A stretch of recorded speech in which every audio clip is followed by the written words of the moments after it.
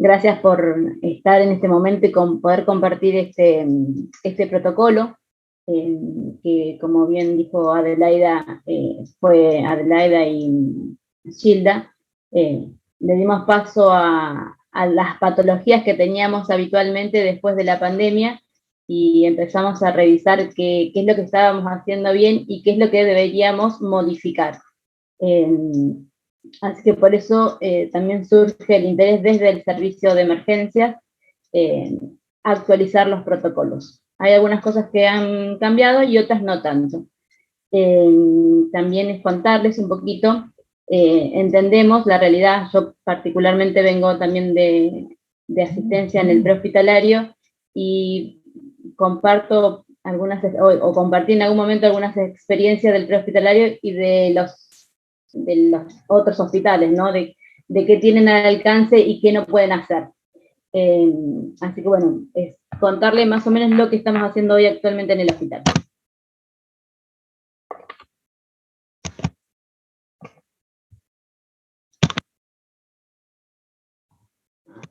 Ahí está. El protocolo debería o debe tener 3 pilares importantes. Uno es a nivel de la admisión del paciente, que como algunos ya escucharon, nosotros podemos recibir el paciente desde la asistencia prehospitalaria o desde la demanda espontánea, ¿sí?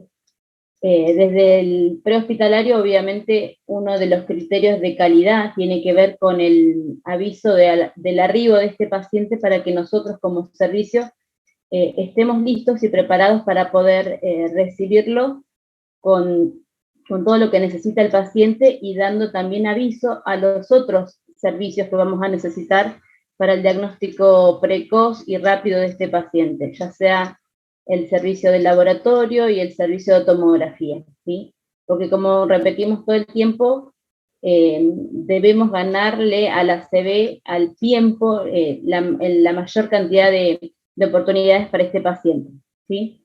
Y desde el lugar de la demanda espontánea, desde el servicio, poder capacitar a la gente de admisión, a nuestros secretarios del servicio, en cuanto a la identificación de que es una patología que tiene rotulada como código rojo porque es una emergencia para nosotros, es una emergencia para el paciente, ¿sí? Una vez que ya el paciente fue identificado en la zona de recepción, debe pasar inmediatamente como código rojo a la zona de triage, donde va a ser recepcionado por el personal de enfermería, donde va a realizar el control de signos vitales, ¿sí? Y una evaluación rápida a través de la escala de NIS y el FAS, ¿sí? Que son las 2 escalas validadas para el reconocimiento rápido de una CV. De hecho, los enfermeros de nuestro servicio están siendo capacitados a través de las capacitaciones internas y las capacitaciones que van a surgir a través del comité, ¿sí? Una vez que el paciente fue evaluado, recibió el control de signos vitales, debe avisar al médico receptor, ¿sí? Al médico donde está triage nuestro y la zona de shock room, básicamente porque es un paciente que dijimos que es una emergencia y que necesita estar monitorizado en forma permanente. Y va a pasar a la zona de shock room con 2 vías periféricas colocadas. Se recomienda que sean en las extremidades superiores, pero siempre respetando el miembro inferior comprometido, el miembro superior, perdón, comprometido, ¿sí? Si yo tengo un brazo derecho con paresia o lejía, no puedo poner las vías en ese brazo, siempre se debe respetar el miembro parético, así que colocaremos 2 vías en el miembro superior no comprometido, ¿sí? Eso ya sería, hasta ahí llegaría la evaluación de triage de enfermería. Pasamos al paciente a la zona de shock room, ¿sí? Donde inmediatamente se van a definir los roles de enfermería, colocarlo, rápidamente conectarlo a un monitor, hacer el control de los signos vitales nuevamente y ver qué es lo que tenemos que empezar a corregir nosotros como médicos que vamos a recibir este paciente, ¿sí? Acá compartimos un poco la escala de NIS y de FAS, que ya también algo habló Martín y Gilda, así que esto lo vamos a pasar. Nosotros como médicos en el Job Room, ¿qué vamos a hacer? La evaluación que hacemos siempre en todo paciente crítico. Siempre se va a evaluar el A, la B, el C, D y E.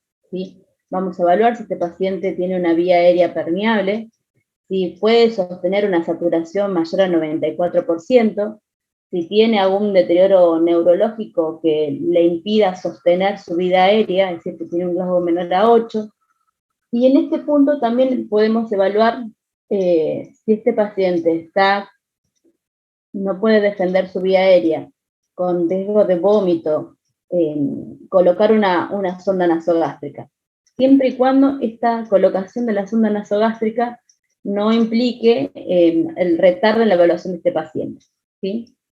Como dijimos, se conectó el paciente a un monitor continuo, ¿sí? Que va a censar la presión arterial cada 15 minutos, ¿sí? Con un objetivo de 180 110 de diastólica, ¿sí? Si estamos pensando en que es un paciente que va a ser candidato a trombolíticos.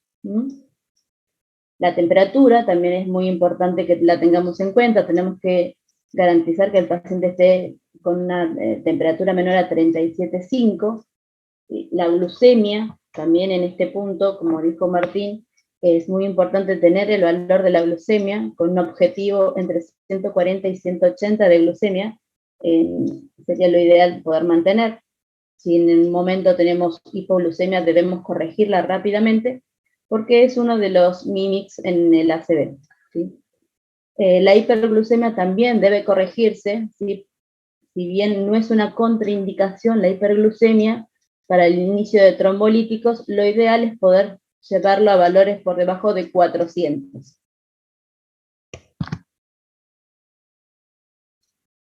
Una vez que hicimos el control de signos vitales, controlamos la A, la B y la C, nos vamos a la D rápidamente. Esto no nos debe llevar mucho tiempo, por eso tenemos que hacer el entrenamiento en lo que es escala de NIS, ¿sí? Hay varias páginas, como ya le dijo Martín, para poder hacer estos cursos y entrenarnos en la escala de NIS, que evalúa 11 ítems con un puntaje total de 42, ¿sí?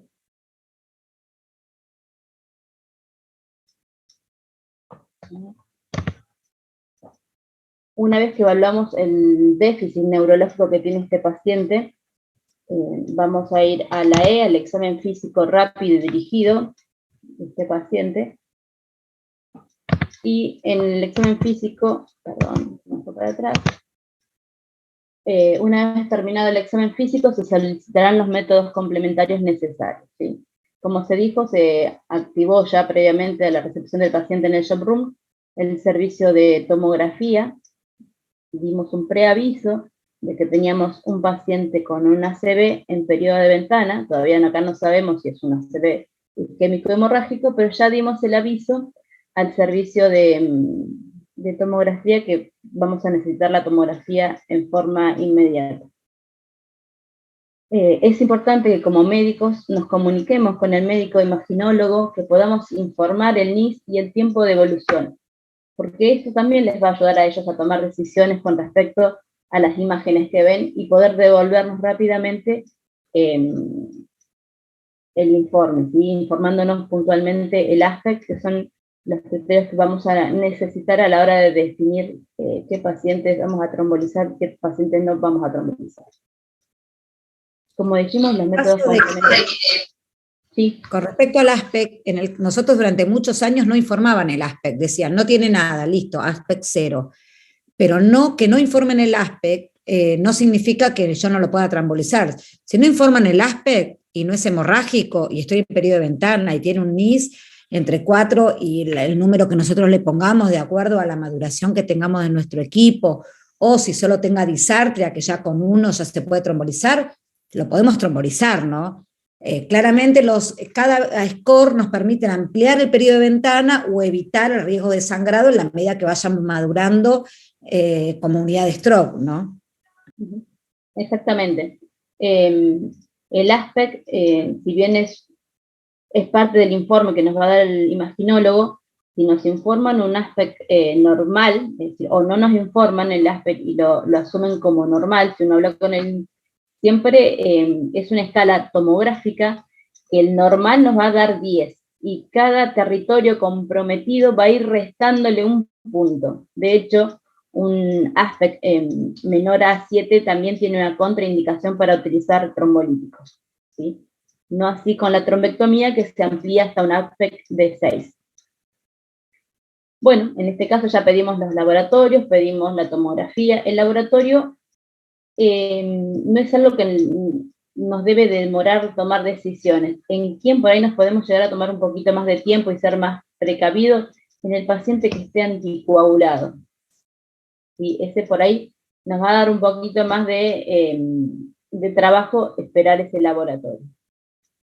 Una vez que pedimos la tomografía que vamos a pedir es muy simple, la que necesitamos es una tomografía de cráneo sin contraste, y si tenemos un NIS mayor a 10, o tenemos un RAS, que también es una escala predictora de compromiso de grandes vasos, mayor a 5 también es una indicación de solicitar una angiotomografía.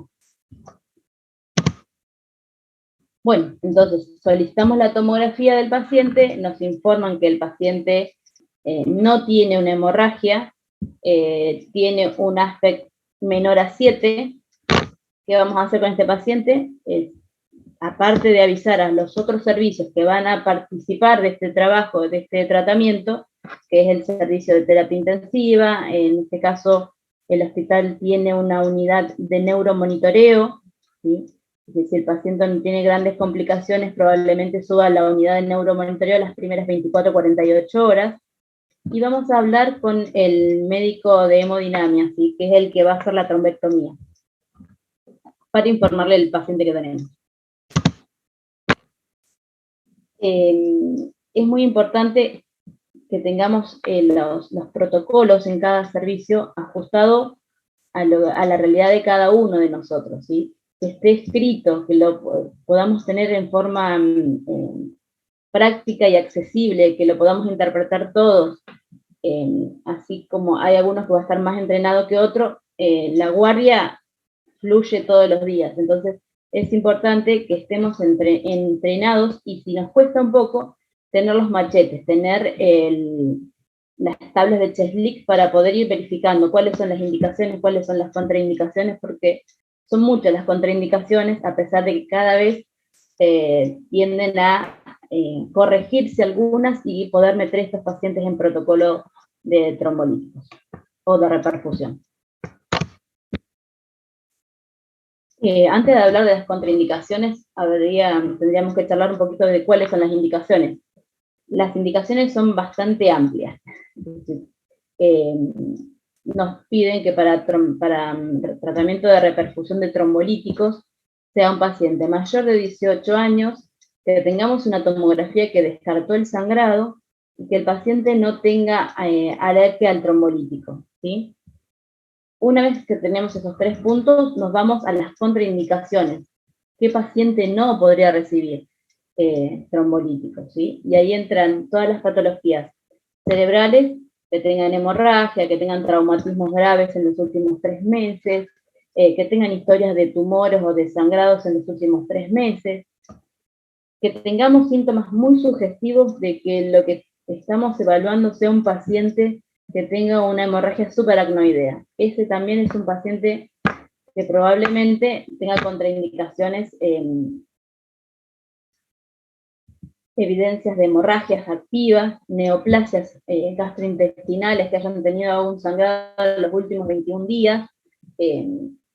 La glucemia, si bien está acá como una contraindicación, la hipoglucemia menor a 50, pero bueno, es algo relativo, porque una vez que nosotros corrijamos esta hipoglucemia o la hiperglucemia en otro caso, el paciente puede tranquilamente entrar en el protocolo. Disecciones aórticas. En este caso, siempre y cuando persista con los síntomas. Claro, porque cuando uno dirime que en el caso del paciente que tiene una hipoglucemia de menos 50 reponiendo la glucemia y persiste con los síntomas, se lo atribuimos al accidente cerebrovascular y no síntomas neurológicos por la hipoglucemia. Exacto.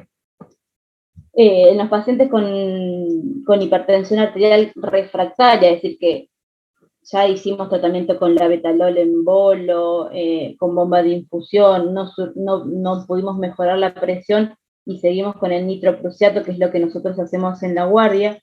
Si no podemos lograr obtener una presión menor a 180, 110, ese paciente también no sería candidato a trombolíticos, ¿sí?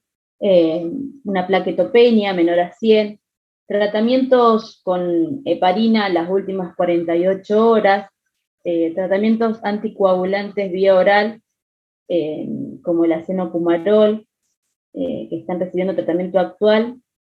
Esos pacientes, hoy en las actualizaciones se está hablando de que si tienen un RIN menor a 1,7, probablemente puedan entrar en protocolo, ¿sí? Corrigiendo ese RIN, ¿sí? Haciendo la reposición de vitamina K, y si es necesario corregir con factores de coagulación. El uso de heparinas de bajo peso molecular en las últimas 24 horas también sería una contraindicación, y los nuevos anticoagulantes orales si estuvieran tomando hasta hace 48 horas también sería una contraindicación. Hay algunas situaciones puntuales, antes de seguir con estas, hay algunas situaciones puntuales por las cuales también estos pacientes tienen indicación de iniciar trombolíticos, que son situaciones especiales, las rotulan así como situaciones especiales, aquellas que generan de por sí, a pesar de tener un bajo NIS, que tengan un 2, un 3, pero que sean muy incapacitantes, como la disartria, como la fascia, como una hemianopsia, son patologías muy incapacitantes y que de por sí solas ya tendrían el criterio de trombolíticos. Después acá más o menos comentan algo de criterios de exclusión en pacientes que están dentro de las 3 y las 4 horas y media, el NIS mayor a 25, porque estamos hablando de una lesión muy extensa y con un alto riesgo de sangrado, ¿sí? Estamos hablando de un compromiso probablemente de una arteria cerebral media mayor al tercio. Esas serían contraindicaciones absolutas. Y relativas, pone la edad, pero la edad es algo que se reevalúa permanentemente porque la edad de por sí no es una contraindicación para utilizar trombolíticos. Si tenemos un paciente mayor de 80 años con un M-ranking menos de 1, es un paciente candidato. La diabetes con un buen control de glucemia es un paciente candidato, excepto, ¿por qué lo ponen como relativo? Porque incrementaría el riesgo de sangrado, la diabetes. Pero bueno, digamos, si tenemos una combinación mayor a 80, diabético, ACV previo, que superan, ¿no?, los 3 meses, porque menos de 3 meses es una contraindicación, también un ACV previo menos de 3 meses es una contraindicación para que reciba trombolíticos. Y como les dije acá, el relativo del RIN menor a 1,5, ¿por qué? Porque los pacientes que están recibiendo anticoagulantes y tengan un RIN menos de 1,7, estos pacientes podrían recibir trombolíticos porque no estarían en rango de anticoagulación, ¿sí? Los que sí estén en rango de anticoagulación, si tuviéramos el tiempo de poder reponer ninguna contraindicación para reponer plasma fresco, se podría hacer la corrección y poder meter a este paciente en protocolo, ¿sí?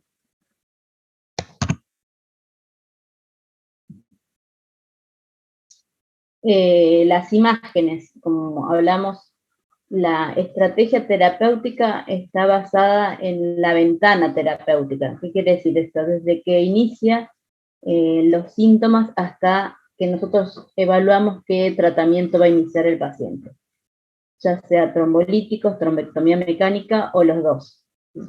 Entonces hicimos la tomografía en principio sin contraste, que con eso ya tendríamos el aval para iniciar un tratamiento trombolítico en un ACV isquémico. Ahora, si sospechamos a través de un NIS elevado o una escala de Reis mayor a 5, este paciente tiene que hacerse una angiotomografía, ¿sí? Y esto también nos habilitaría a poder pensar que la ventana la podemos extender a las 6 horas. Obviamente, como dijimos, cada lugar adapta su protocolo a lo que tiene. Nosotros hoy tenemos la tomografía, no tenemos el resonador ni tenemos estudios con perfusión, pero bueno, es a lo que uno anhela poder llegar, ¿no? Y poder ver esto del resonador y poder tener más pacientes con oportunidades, ¿sí? Obviamente Martín habló de las ventanas terapéuticas que se han extendido desde las 6 a las 24 horas en diferentes estudios, pero bueno, la realidad es que todavía no lo podemos hacer. Igual, de todas maneras, siempre tenemos la excepción a la regla, más allá del protocolo. Tenemos que evaluar si este paciente tiene la posibilidad de acceder a una resonancia rápidamente, hay que solicitarlo, ¿sí? Para poder darle otra chance. Más que nada en el ACV del despertar, que muchas veces no tenemos hora cierta de cuándo comenzaron los síntomas. O por supuesto en un paciente joven, ¿no? Con el que más tenemos que pelear la resonancia, pero bueno, la verdad que nosotros desde el hospital las veces que hemos solicitado la resonancia nos cuesta bastante acceder a una resonancia rápidamente. Bueno, acá más o menos también habló Martín del ASPEC contra, es decir, 10, volvemos a repetir, 10 es el que no tiene ninguna alteración y va restando de a un punto cuando mayor compromiso tiene, ¿sí? Bueno, entonces acá nos llaman, una vez que hicimos la evaluación del paciente, solicitamos los estudios, tenemos que tomar las decisiones. ¿Cuál va a ser el camino del paciente? ¿Para dónde vamos a ir con este paciente? Toma de decisiones. Si tenemos un paciente que tiene un ACV isquémico por clínica, con una tomografía negativa para sangrados, iniciaríamos tratamiento trombolítico, dando aviso a terapia y unidad de neuromonitoreo. Si el paciente es candidato a trombectomía mecánica, deberíamos llamar al agente de terapia intensiva y al médico de hemodinamia que esté de guardia. En el caso que el paciente tiene un ACV y no es candidato a reperfusión, este paciente debería internarse en clínica médica para su control y seguimiento. En el caso de que estemos ante un ACV hemorrágico, 2 palabras más de esto, es avisar a terapia intensiva y al neurocirujano. Y en caso de que el paciente tenga un ACV que requiera la instrumentación de la vía aérea, también dar aviso al servicio de terapia intensiva. Por eso la importancia de que hayan preavisos, preaviso de la gente que viene con el prehospitalario, preaviso desde la zona de enfermería, para que los otros servicios estén en conocimiento que estamos con un paciente con un ACV en ventana. Con respecto al tratamiento de las ventanas, ya se habló, es decir, hablamos algo de esto, repasamos lo mismo. El ACV isquémico, tenemos una ventana que va de 3 a las 4 horas, yo puse acá menos de 4 horas y media. La recomendación es utilizar RTPA. Obviamente, contra menos tiempo tengamos, mejor le va a ir al paciente. Si el paciente tiene una ventana menor a 3 horas, su mejoría va a ser mucho mejor y va a tener menos complicaciones que con las ventanas extendidas, ¿sí? Si el paciente tiene una ventana menor a 4 horas y media, pero tiene compromiso de grandes vasos de cuello y cerebro, se recomienda hacer la trombectomía y el RTPA, y la trombolisis intravenosa. Y con una ventana mayor a 6 menor a 6 horas, más el compromiso de grandes vasos, o con la contraindicación de RTPA, se recomienda hacer trombectomía mecánica. Este es más o menos el algoritmo que tenemos, es decir, un ACV isquémico menor de 6 horas, sin oclusión de grandes vasos, con menos de 4 horas y media y sin criterios de exclusión, ese paciente iría a RTPA. Sí, obviamente con una tomografía sintomática. Con un ACV isquémico, con oclusión de grandes vasos, con un tiempo menor a 4 horas y media, deberemos evaluar los criterios de inclusión para RTPA y las contraindicaciones, y sería trombectomía, trombolisis más trombectomía mecánica. Y si el paciente con este rango de horario tiene contraindicaciones para RTPA, trombectomía mecánica. Si tenemos un paciente que tiene menos de 6 horas, ese paciente iría a trombectomía mecánica. Eso es lo que hoy tenemos nosotros como protocolo en el servicio de emergencia. Sabemos que la ventana está extendida, sabemos que estamos hablando de otros tiempos, pero como dijimos al principio, cada servicio debe ajustarse a la realidad y a los instrumentos que hoy tenemos. No tenemos estudio de perfusión y no tenemos resonador, así que la ventana de 6 horas es la que estamos manejando ahora. ¿Sí? Podríamos pelear la resonancia para algunos pacientes, sí, si tuviéramos ese tiempo. Volviendo a cómo vamos a hacer el tratamiento de reperfusión, se dijo que la dosis de RTPA es 0,9 miligramos kilo, esa dosis total. Hago acá un paréntesis. El RTPA viene un diluyente y un solvente. Eso no se mezcla con nada. Se prepara, de hecho viene un dispositivo que calza un frasquito dentro de otro, que debe ser utilizado porque si se prepara con jeringas o con fisiológicos, eso se llena de burbujas, y eso va a hacer que una vez que empecemos la infusión, retrase la infusión. Entonces, vamos a preparar el solvente adentro del soluto, y vamos a sacar de ahí el 10% de la dosis, como dije, hagamos número redondo, paciente de 100 kilos, vamos a usar 9 mililitros, esos 9 mililitros se van a pasar en 1 minuto en bolo, y el resto, los 90 mililitros restantes, lo vamos a colocar en una bomba de infusión continua, que van a pasar en 60 minutos, ¿sí? ¿Qué precaución tenemos que tener acá? Y es algo que lo hace muy bien enfermería, y por ahí nosotros como médicos no lo tenemos tan claro, es el cuidado. Después de que termina de pasar la infusión, queda en la vía, en la vía queda el resto de medicación que no llega al paciente, por lo cual después de que termine de infundirse el RTPA, se debe conectar solución fisiológica y que siga, y continúe con la bomba de infusión por lo menos unos 15-20 mililitros más.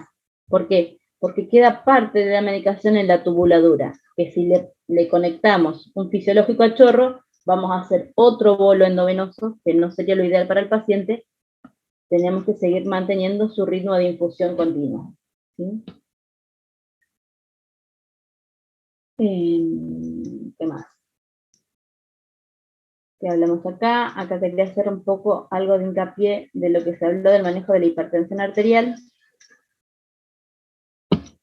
Dijimos que los objetivos en un paciente candidato a trombolíticos, los objetivos son una tensión arterial sistólica menor a 180 y una diastólica menor a 110, que vamos a utilizar nosotros en este hospital. Estamos utilizando labetalol, ¿sí? Y bombas de infusión de labetalol.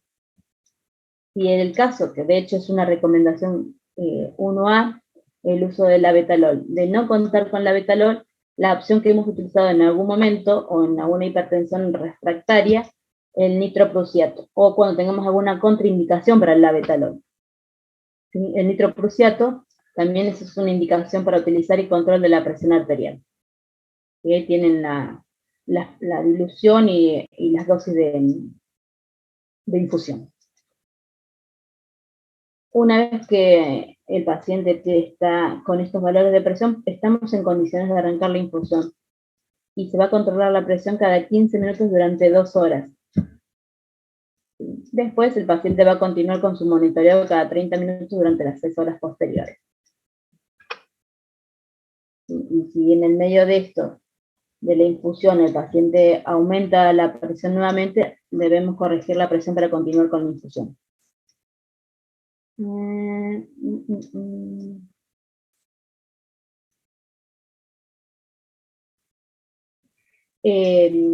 Si durante la infusión tuviéramos un deterioro neurológico o un descenso de 3 o 4 puntos del NIS, un aumento del NIS, bien digo, ese paciente debemos suspender la infusión y debemos tomografiar nuevamente el paciente.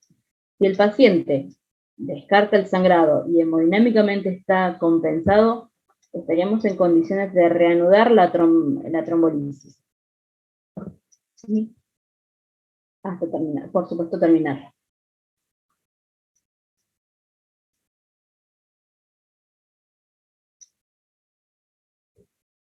Algo de trombectomía mecánica. ¿Quiénes son candidatos a trombectomía mecánica? Son mayores de 18 años, paciente con una escala de ranking modificado menor a 1, un tiempo de evolución menor a 6 horas, un NIS mayor a 6, ¿sí? Y compromiso de grandes vasos, ¿sí? Como el de la arteria cerebral media, por ejemplo. ¿Sí? Una tomografía con un aspect mayor a 6 también es candidato a trombectomía.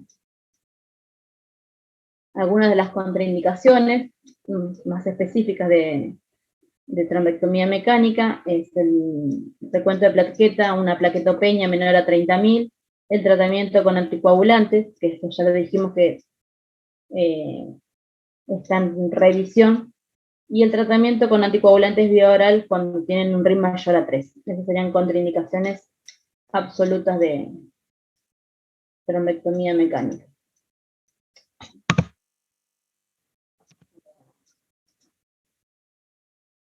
¿Por qué pusimos acá esta de tiempos críticos? Este es uno de los objetivos que nos debemos plantear como personal, como equipo que atiende a estos pacientes, que cada vez o estamos encontrando más pacientes o llegan cada vez más pacientes con ACV, y uno de los puntos es que llegan, lamentablemente muchos llegan después del periodo de ventana donde uno puede ofrecerle algún tratamiento. Por eso nos planteamos esto de los tiempos críticos, tratar de hacer una evaluación desde que el paciente tiene contacto con el hospital, lograr una evaluación general, inmediata dentro de los 10 minutos, una evaluación neurológica dentro de los 15 minutos, poder acceder a una tomografía dentro de los 25 minutos, con una interpretación de un NIS, de un aspect, perdón, de 45 minutos, y de poder iniciar los trombolíticos desde que el paciente ingresó al hospital dentro de los primeros 60 minutos. Esto es como lo ideal y es a donde tenemos que apuntar para poder darle una mayor oportunidad a estos pacientes, ¿sí? Poder administrar el trombolítico entre las 3 y las 4 horas y media y poder obtener una cama donde pueda ser monitorizado dentro de las 3 horas de que ingresó el paciente. Esto obviamente ideal. ¿Y hacia dónde vamos, no? Esto de que la reperfusión es algo que podemos hacer todos los equipos de salud, pueden gestionar el RTPA, sé que hay otros hospitales que tienen tomógrafo, es cuestión de que empecemos a armar nuestros protocolos y nos animemos a este reto, ¿sí? Es muy gratificante ver los pacientes cuando comienzan a mejorar sus síntomas, ¿sí? Y obviamente es muy frustrante ver que los pacientes lleguen tarde al hospital. Dentro de las cosas que se está hablando, dentro de las actualizaciones, un concepto que se está incorporando tiene que ver con el llamado progresores lentos de ACV, ¿sí? Esto va a ser clave a la hora de definir en algún momento su tratamiento, ayudado propiamente con la resonancia. ¿Esto qué nos va a decir? Que no vamos a estar tan cerrados que 2 más 2 es 4, sino que los pacientes va a haber que verlo de diferentes lugares y con diferentes herramientas para la hora de tomar decisiones. Conclusión de todo lo que hemos hablado es que cada hospital adapte sus protocolos a lo que tiene, ¿sí? Y no porque no tener un tomógrafo esto limite el accionar. Se puede mejorar los otros tiempos de la captación del paciente, de la recepción del paciente, del diagnóstico del paciente, y que pueda ser trasladado al hospital donde va a tener su tratamiento de repercusión lo más pronto posible, ¿sí? Con el objetivo de disminuir las secuelas de esta enfermedad.